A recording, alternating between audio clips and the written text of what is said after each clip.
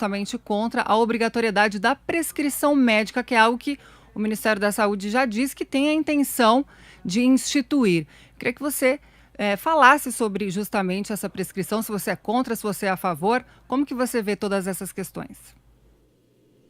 Eu acho que essa exigência da prescrição, ela não é viável, né? Num país como o Brasil, a gente fala aí, tem muita gente que não tem acesso a um médico pediatra para dar essa prescrição. Agora, eu entendo também o cuidado aí do Ministério da Saúde, do Ministro da Saúde, também do presidente, com essa ideia de prescrição, que é porque, afinal de contas, os laboratórios eles estão isentos, eles não sabem ainda os efeitos de longo prazo em crianças, né? Crianças são corpos em formação, ainda é um assunto aí bastante controverso a aplicação das vacinas em crianças por causa disso. Agora, as pessoas se mostraram ali, elas querem a vacina, né? Elas querem que a vacina esteja disponível para elas decidirem se elas vacinam ou não os seus filhos, mas elas também são contra a obrigatoriedade dessa vacina. Aí também eu concordo com a maioria das pessoas. Eu acho que nesse momento, até por pressão, né, existe uma pressão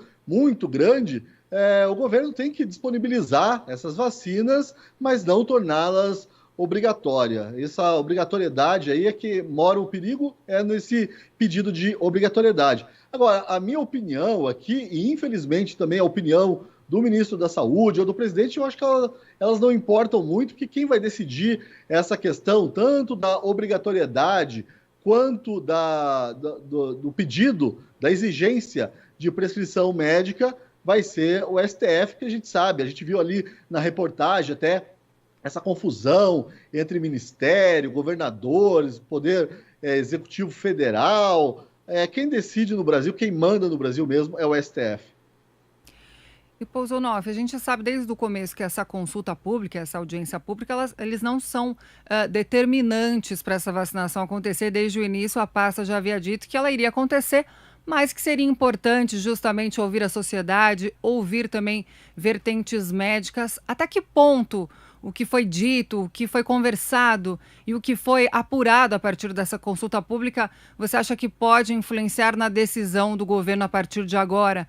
Inclusive em relação, ainda falando dessa prescrição médica, ou seja, o Ministério da Saúde, você acredita que ele pode acabar desistindo, então, dessa exigência nesse momento? Talvez, né, por uma questão aí mais técnica, né, pela viabilidade mesmo, que eu acho que o ministro da Saúde há de concordar aí que é inviável para uma criança lá no interior do Nordeste, na Caatinga, conseguir uma prescrição médica para se vacinar contra a Covid-19, que eu acho que, inclusive, uma criança dessas é a menor das preocupações. Mas é como eu disse, a decisão já está tomada, né? As crianças devem ser aí, inoculadas com as vacinas. Fica pendente a questão da obrigatoriedade e, justamente, da prescrição, mas isso é o STF que vai dizer. Sobre as consultas públicas, eu acho muito bom quando o Estado, né, independente do governo que esteja aí no controle desse Estado, mas quando o Estado se mostra disposto a ouvir a população, mesmo que seja apenas um gesto simbólico, porque essas audiências e essa consulta pública, elas não têm poder de referendo, de plebiscito. É mero ali um gesto simbólico, é como se o Estado dissesse à sociedade: me diga o que você está pensando a respeito disso. Mas é uma questão, né, Caterina, muito, muito polarizada. Eu não vejo ninguém aí disposto a ouvir de fato o outro lado. Então, as decisões, na verdade, elas são tomadas antes que os agentes escutem de fato a sociedade. E, Pousonoff, a gente lembra que em relação à vacinação de adultos, assim que a Anvisa aprovou a vacina, ela já aconteceu, quer dizer, foi tudo muito rápido. Não é o mesmo que nós estamos vendo em relação à vacinação infantil. Inclusive, né, o próprio ministro Queiroga disse que a pressa é inimiga da perfeição, que a gente precisava ter muita cautela nesse momento.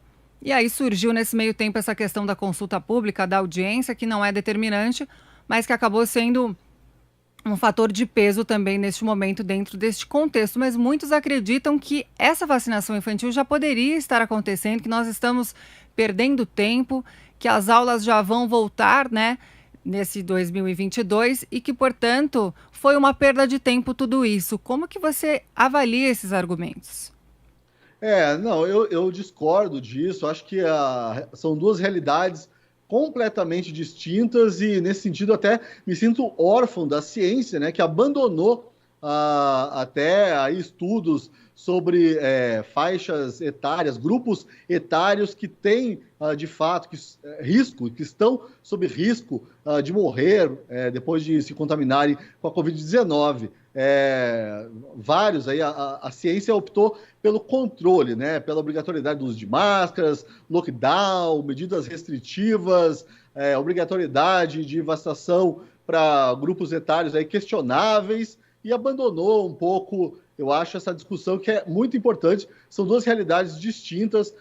Morreram 300 crianças por Covid desde o começo da pandemia. Claro que toda dor é sentida pelas famílias, mas a gente precisa pensar com um pouco de racionalidade, e nesse sentido a maioria foram crianças que já tinham algum problema, já eram imunossuprimidas. Então, é por isso que eu não concordo com essa pressa toda. Acho que são duas situações completamente distintas e com um agravante, Caterina, porque agora, né, quando a gente fala de vacinar as crianças, até a palavra imunizar, ela está sob questionamento. A gente está vendo aí muita gente vacinada, mas se infectando com o vírus, né, casos leves, sintomas leves, mas transmitindo esse vírus. Então, essa questão da vacinação das crianças, ela surge no momento em que a própria ideia de que a vacina realmente imuniza a pessoa e que vai por um fim